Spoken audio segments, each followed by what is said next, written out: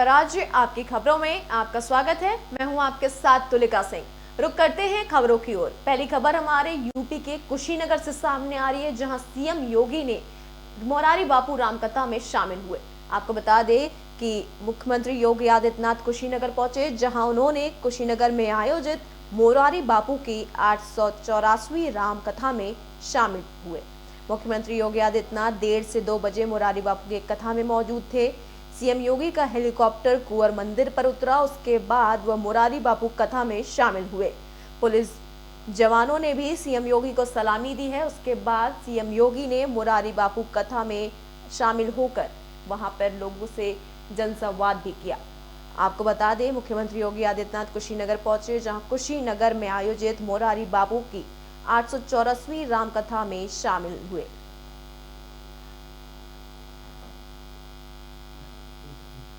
CM Yogi Adityanath का कुशीनगर दौरा था। मोरारी बापू की रामकथा में शामिल होने के लिए सीएम योगी कुशीनगर पहुंचे थे, जहां उन्होंने 884वीं रामकथा में शामिल हुए और लोगों से जनसंवाद किया। मुख्यमंत्री योगी आदित्यनाथ 1:30 बजे से 2 बजे तक मोरारी बापू की कथा में थे। उसके बाद वह हेलीकॉप्टर से कुंवर मंदिर पर उतरे, जिसके बाद वह मोरारी बापू के कथा में शामिल हुए।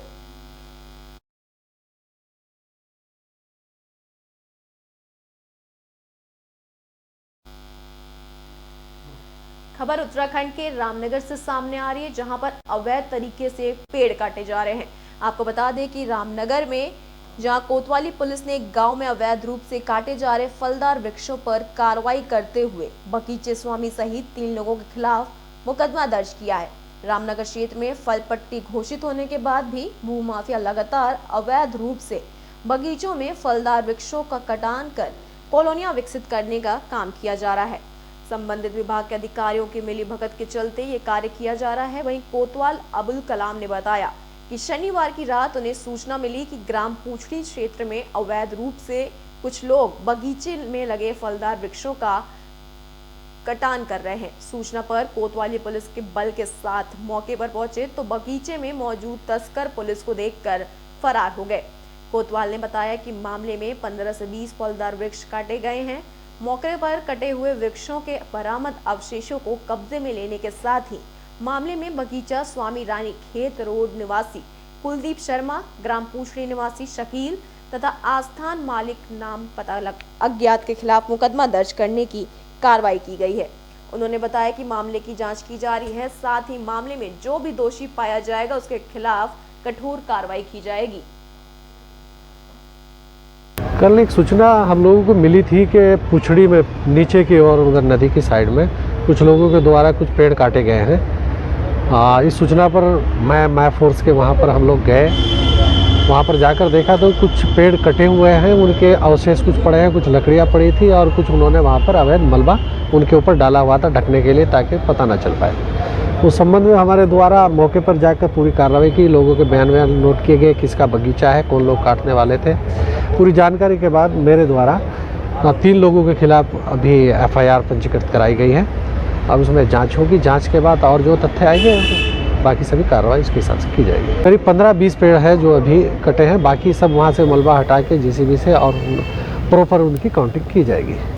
कल एक सूचना गौतम बुद्ध नगर से सामने आ रही है, जहां पुलिस ने शराब तस्करों को गिरफ्तार किया है। आपको बता दें कि खबर यूपी के गौतम बुद्ध नगर से सामने आ रही है, जहां पुलिस ने शराब तस्कर को गिरफ्तार किया है। कब्जे से 108 पौवे अवैध शराब बरामद की गई है। वहीं पार्क पुलिस द्वारा एक शराब तस्कर अभियुक्त विकास पुत्र रामपाल निवासी काम्बाशपुर थाना नॉलेज पार्क गौतम बुद्ध नगर को पुस्ता ग्राम काम्बाशपुर से गिरफ्तार किया गया। गिरफ्तार अभियुक्त के कब्जे से 108 पौवे अवैध शराब हरियाणा मार्ग पर बरामद किए गए हैं। आपको बता दें कि यूपी के गौतम बुद्ध नगर में शराब तस्करों की गिरफ्तारी हुई है। गिरफ्तार के पास से 108 पौवे शराब बरामद किए गए हैं। वहीं पार्क पुलिस द्वारा एक शराब तस्कर अभियुक्त विकास पुत्र रामपाल निवासी काम्बक्षपुर तथा नॉलेज पार्क गौतम बुद्ध नगर को पुस्ता ग्राम काम्बक्षपुर से गिरफ्तार किया गया है।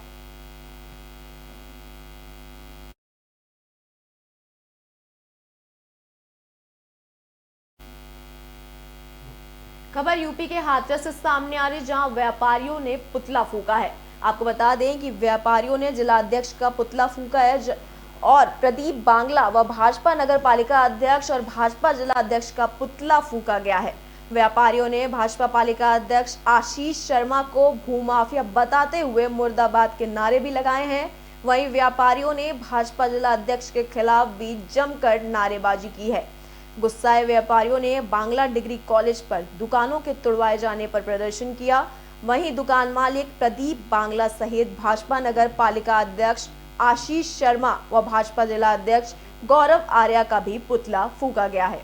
आपको बता दें, खबर यूपी के हाथरस से सामने आ रही है, जहां व्यापारियों ने प्रदीप बांग्ला व भाजपा नगर पालिका अध्यक्ष और भाजपा जिला अध्यक्ष का पुतला फूंका है। और क्यों फूंक रहे हैं? पुतला फूंकने का तो विषय ये है कि मिस्टर हमारा जो मालिक है उसने गलत नीयत से हम लोगों के साथ अत्याचार किया है। सारे काम मालिक के अनुसार होते हुए नगर पालिका और प्रशासनिक अधिकारियों को साथ लेकर के इतना अनैतिक कार्य किया है। किस षड्यंत्र के तहत क्या कार्य किया है? ये सब जबरन नुकसान कराया गया है। अच्छा, पुतला किसका फूंका है आपने? नहीं, पुतला तो ये आपने देखा ही है, सब लोग ये क्या सब ये क्या क्या किन का है? ये प्रदीप बागला है मैन। खबर उत्तराखंड के कालाढूंगी से सामने आ रही, जहां अवैध नशे के खिलाफ अभियान चलाया जा रहा है। आपको बता दें कि खबर उत्तराखंड के नैनीताल के वरिष्ठ पुलिस अधीक्षक प्रीति प्रियदर्शनी के निर्देशानुसार अवैध नशे के खिलाफ अभियान चलाया जा रहा है, जिसमें जनपद के सभी विद्यालय, कॉलेज और सभी शिक्षण संस्थान अवैध नशे की रोकथाम के लिए अभियान चलाया जा रहा है, जिसके तहत राजकीय पॉलिटेक्निक कालाढूंगी में प्रशासन, कॉलेज प्रशासन और पुलिस प्रशासन और वक्ताओं ने विद्यार्थियों को नशे के खिलाफ जागरूक किया और साथ ही नशे के कारोबार करने वालों के बारे में पता चलने पुलिस प्रशासन को अवगत करने की बात कही गई है और साथ ही बच्चों को नशे से दूर रहने की अपील भी की गई है।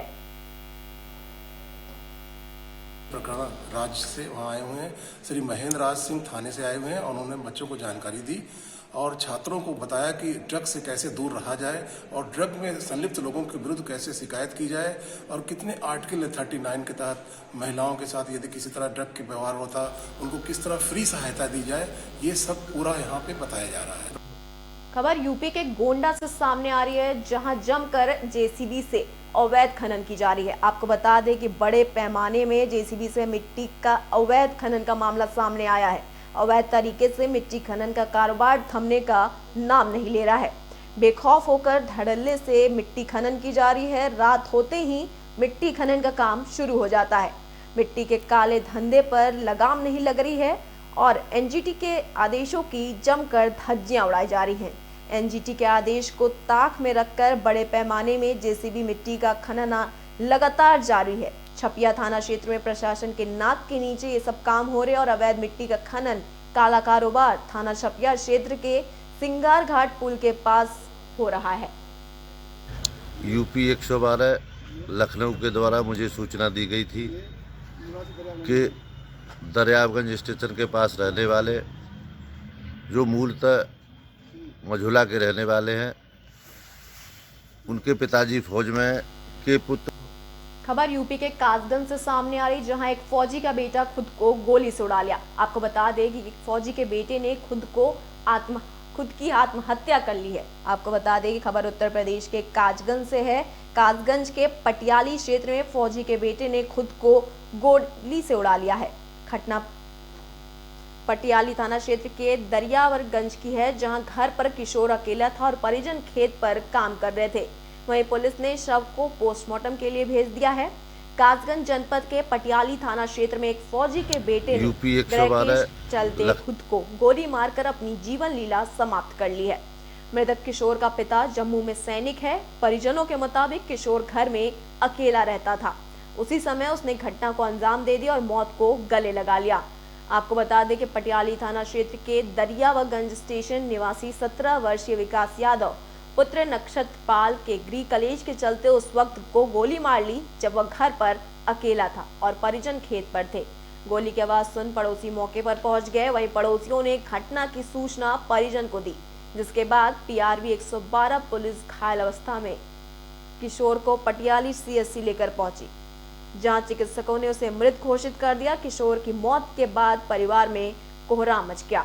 किशोर का पिता इस वक्त जम्मू फौज में ड्यूटी पर तैनात है। घटना की सूचना पर पहुंचे क्षेत्राधिकारी पटियाली गवेंद्र पाल गौतम ने मामले को संज्ञान में लिया और घटना की हकीकत जानने और घटना से संबंधित असला बरामद करने के लिए पुलिस टीम को निर्देश दिए गए हैं।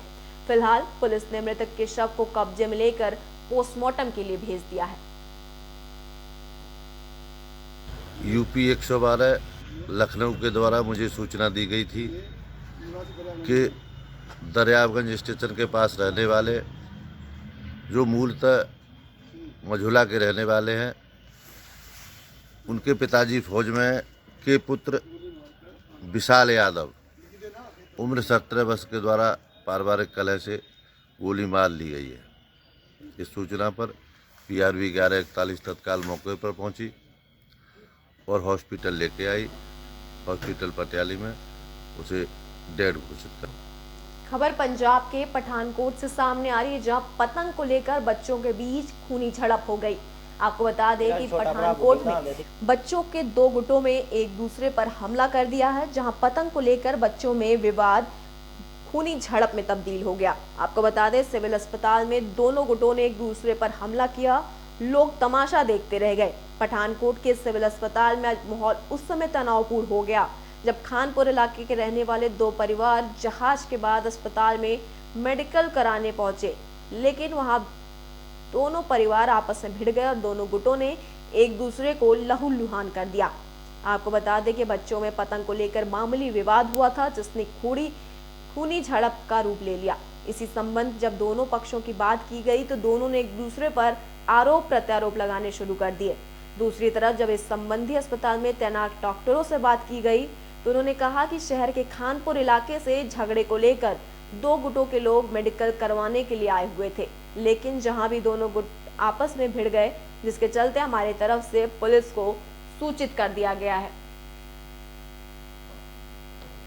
मेरा छोटा भरा गुड्डी बनाते थे ते वो बाग च चल गया गुड्डी लुट्टने ते इहदे सच्ची ने उन्होंने थल्ले जमीन च लम्मे पा लिया ते मैं छडान गया, उन्हें मेरी आई ते मुक्का मारता। मैं तेरे घर आके ते तेरा चाचू आया सच्ची दा, तो कहता भैन चो सारे थल्ले आओ। कहीं थल्ले आए सर, तो मेरी भैन सिस्टर उन्हें मारने पे गया सर। साडी कुड़ी भी आई, साडी कुड़ी ने मारने पे गया। तो फिर हाँ जी ज्ञानी, मेरा नाम लवली है, तो चाचू मेरा आया दुकान तो काम तो आए तो इन्होंने डरा। खबर पंजाब के मोगा से सामने आ रही है, जहां माता पिता ने अपने छोटे बच्चों को स्कूल जाने से इनकार कर दिया है। आपको बता दें कि मोगा में स्कूल क्लासेस खुल चुके हैं और तीसरी और चौथी क्लासेस के बच्चे स्कूल जाने से कतरा रहे हैं। मोगा में कोविड की गाइडलाइंस के मद्देनजर तीसरी और चौथी की क्लासेस खुल चुकी हैं। छोटे बच्चे होने के कारण माता पिता कह रहे हैं कि वह स्कूल नहीं भेजेंगे। पहले सरकार बच्चों की वैक्सीनेशन करवाए, उसके बाद ही माता पिता स्कूल भेजेंगे। लगभग 10 महीने के बाद आज पूरे पंजाब में तीसरी और चौथी की क्लासेस खोल दी गई हैं। तो वहीं बात की जाए मोगा की, तो मोगा में कोविड-19 की गाइडलाइंस के तहत स्कूल खुल चुके हैं। मोगा के सरकारी प्राइमरी स्कूल भीमनगर के इंचार्ज ने बताया कि स्कूल प्रशासन की तरफ से पंजाब सरकार के द्वारा जारी गाइडलाइंस के तहत बच्चों को स्कूल में एंट्री करवाई जा रही है। यहाँ की बच्चों के साथ साथ अध्यापकों में भी उत्साह देखने को मिल रहा है। बच्चों का जोरदार स्वागत करके टीचर्स मेन गेट पर खड़े थे।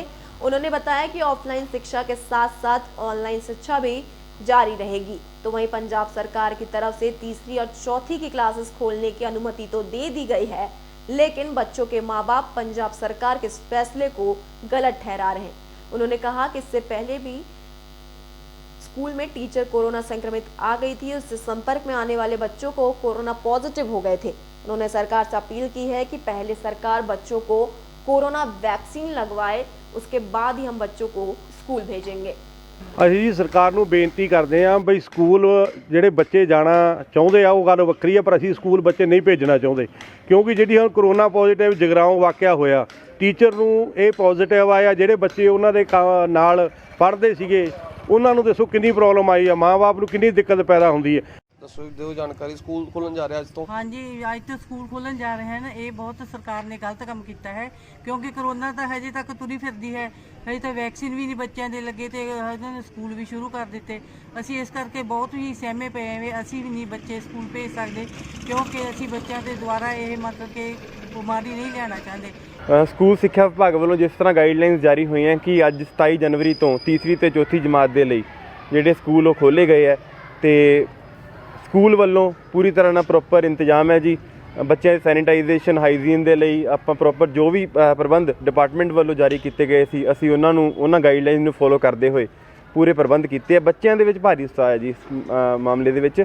ਬੱਚੇ ਕਾਫੀ ਟਾਈਮ ਤੋਂ ਬੱਚਿਆਂ ਦੀ ਮੰਗ ਸੀਗੀ ਕਿ ਸਕੂਲ ਖੋਲ੍ਹੇ ਜਾਣ ਤੇ ਬੱਚਿਆਂ ਦੇ ਮਾਪਿਆਂ ਦੀ ਸਹਿਮਤੀ ਦੇ ਨਾਲ ਬੱਚਿਆਂ ਨੂੰ ਜਿਹੜੇ ਸਕੂਲ ਦੇ ਵਿੱਚ।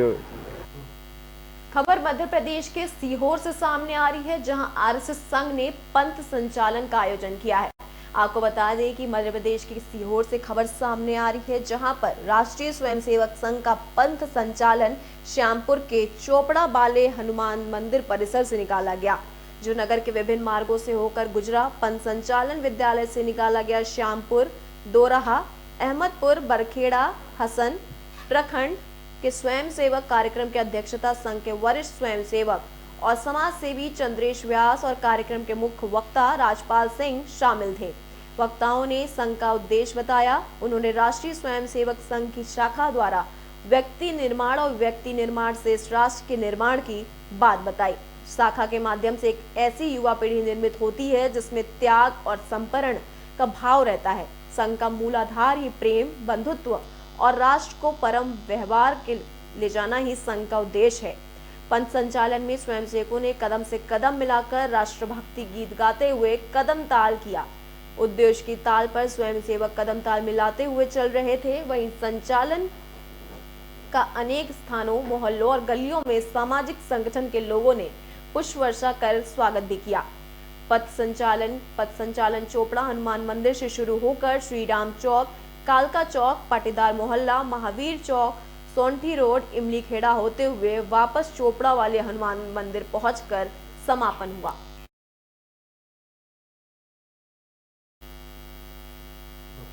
आपका राज्य आपकी खबरों में फिलहाल के लिए इतना ही। देश और दुनिया की तमाम बड़ी खबरों के लिए देखते रहिए AB स्टार न्यूज। नमस्कार।